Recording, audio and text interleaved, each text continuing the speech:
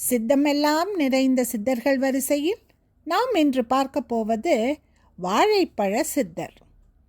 புதுவையிலே நடமாடிய சித்தர்களுள் இருவரில் ஒருவர்.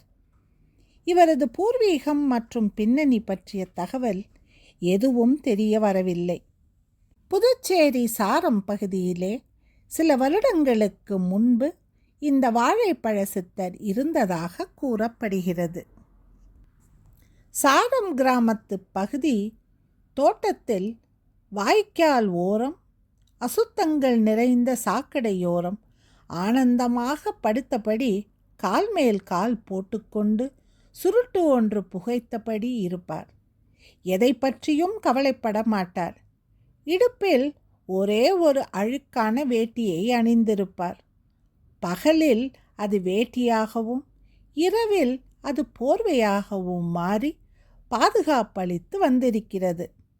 இச்சித்தரின் திருவருளால் தினமும் காலை பசு ஒன்று அம்மா என்று குரல் கொடுத்து கொண்டு வந்து இவர் அருகில் நிற்க, இவர் அதை வணங்கி தம் கையில் இருக்கும் இரட்டை வாழைப்பழத்தை அதற்கு கொடுத்து அன்போடு அதை தட்டி கொடுப்பார்.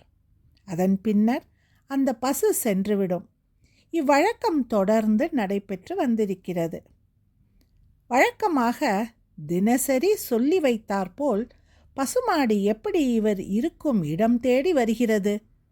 அதுவும் எங்குமே செல்லாது இருக்கும் இவரிடம் எப்படி இரட்டை வாழைப்பழம் கிடைக்கும் என்பதை யாராலும் கணிக்க முடியவில்லை. அனைவருக்கும் இது ஒரு அதிசயமாகவே இருந்திருக்கிறது. இருந்த இடத்தில் இருந்தபடியே இருக்கும் இவருக்கு தினமும் கோதரிசனமும் இரட்டை வாழைப்பழமும் கிடைத்தது ஒரு ஆச்சரியமான விஷயம்தான். முதலில் இவரை ஒரு பைத்தியம் என்று நினைத்து அருவருத்து ஒதுக்கியவர்கள் இவரது பெருமையை உணர்ந்து இவரை வழிபடத் தொடங்கினர். பசுமாட்டிற்கு தினமும் வாழைப்பழம் தரும் இவரை வாழைப்பழ சாமியார் என்று அழைக்கத் தொடங்கினர். நகரத்து மக்களின் இடைஞ்சல்கள் இருந்து தம்மை விடுவித்து கொள்ள வேண்டியே பன்றிகளும் நாய்களும் படுத்து கிடக்கும் சாக்கடையோர பகுதியில் அசுத்தம் நிறைந்த இடத்தில் வசித்தார் இந்த சித்தர். தம்மை பார்க்க வந்த பக்தர்களை எல்லாம் தம்மை விட்டு போகும்படி திட்டுவதும் உண்டு. தொந்தரவு மிக அதிகமான சமயங்களில் மிகவும் கோபப்பட்டிருப்பதும் உண்டு. இவரது பெருமை அறிந்து அங்கே சென்றவர்கள் இதை பற்றியெல்லாம் கவலைப்படவில்லை. நாளடைவில் மக்களின் தொந்தரவு தாழ முடியாமல் தான் இருந்த இடத்திற்கு எதிர்ப்புறம் இருந்த பூங்குளம் குளக்கரைக்கு வந்து சில நாட்கள் அங்கேயே தங்கியிருக்கிறார். தம்மிடம் இருந்த 2 சீடர்களிடம் இன்னும் சில நாட்கள் கழித்து இப்பகுதியில் ஒரு அம்மன் சிலை கிடைக்கும். இப்பகுதியும் அதற்கு எதிரே இருக்கும் பகுதியும் அரசு அலுவலக கட்டடங்களாக மாறும் என்று கூறியிருக்கிறார். அதன் பின்னர் இச்சித்தரை அங்கு காணவே இல்லை.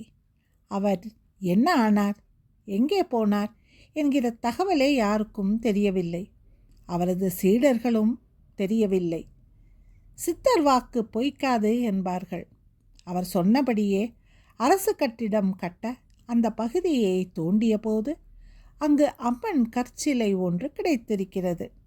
மக்கள் அதற்கு சக்தி சிலை என்று பெயரிட்டு ஆலயம் ஒன்று அமைத்து அதனை அங்கே நிறுவி அது வாழைப்பழ சாமியாரின் நினைவு வடிவம் என்று கருதி வணங்கி வந்திருக்கின்றனர். சித்தர் நடமாடி வந்த அந்த பகுதி இப்போது அரசு பணிமனை, பெட்ரோல் பங்க், அரசு நிலை அளவை, பதிவேட்டுத்துறை, மாவட்ட ஆட்சியர் அலுவலகம் போன்றவைகளாக மாறிவிட்டு இருக்கிறது. அந்நகர பகுதிக்கு இப்போது சக்தி நகர் என்று பெயர். வாழைப்பழ சித்தரை பற்றிய சரியான தகவல்கள் எதுவும் கிடைக்காத நிலையில் மிக குறைந்த காலமே அவர் இருந்தாலும் கூட அவருடைய சக்தியையும் பெருமையையும் இன்னும் அங்குள்ள மக்கள் மறக்கவே இல்லை. மீண்டும் நாளை இன்னொரு சித்தரை நாம் தரிசிக்கலாம். நன்றி, வணக்கம்.